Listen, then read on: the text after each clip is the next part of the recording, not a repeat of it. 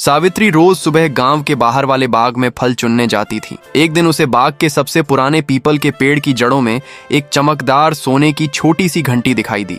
जैसे ही सावित्री ने उसे छुआ, घंटी बज उठी और उससे चांदी के छोटे छोटे सिक्के हवा में उड़कर जमीन पर बरसने लगे। सावित्री पहले डर गई, लेकिन फिर उन सिक्कों को अपनी टोकरी में भरने लगी। वह सारे सिक्के लेकर शहर के एक बड़े साहूकार के पास गई। इतने चमकदार और असली चांदी के सिक्के देखकर साहूकार की आंखें फैल गईं।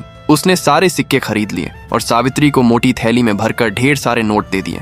घर लौटते समय सावित्री को एक गरीब मजदूर मिला जिसका घर बारिश में ढह गया था। सावित्री ने बिना सोचे अपनी सारी कमाई उसे दे दी और नया घर बनवाने को कहा। अगले दिन जब वह फिर पीपल के पेड़ के पास गई तो घंटी दोबारा बजी और इस बार एक बड़ा सोने का बक्सा निकला जिसमें चांदी और सोने के सिक्के, मोती और जवाहरात भरे थे। सावित्री समझ गई कि यह उसकी अच्छाई का फल है। धीरे धीरे उसने उस धन से गांव में पक्का पुल बनवाया, छोटा अस्पताल खुलवाया और बच्चों के लिए लाइब्रेरी बनवाई। कुछ ही महीनों में गांव का नाम चांदी बाग दूर दूर तक मशहूर हो गया। एक दिन 3 लालची व्यापारी जादुई घंटी चुराने आए। तभी पीपल के पेड़ से तेज सफेद रोशनी निकली और वृक्ष देवता प्रकट हुए। उनकी दिव्य ज्योति से व्यापारी कांपने लगे। देवता ने उन्हें दंड देकर सारे सिक्के वापस घंटी में डाल दिए। सावित्री ने हाथ जोड़कर धन्यवाद किया। देवता मुस्कुराए और आशीर्वाद देकर अंतर ध्यान हो गए। फिर सावित्री उदास होकर रोने लगी क्योंकि किसी ने भी उसकी इस चमत्कारी कहानी वाले वीडियो को लाइक और सब्सक्राइब नहीं किया था।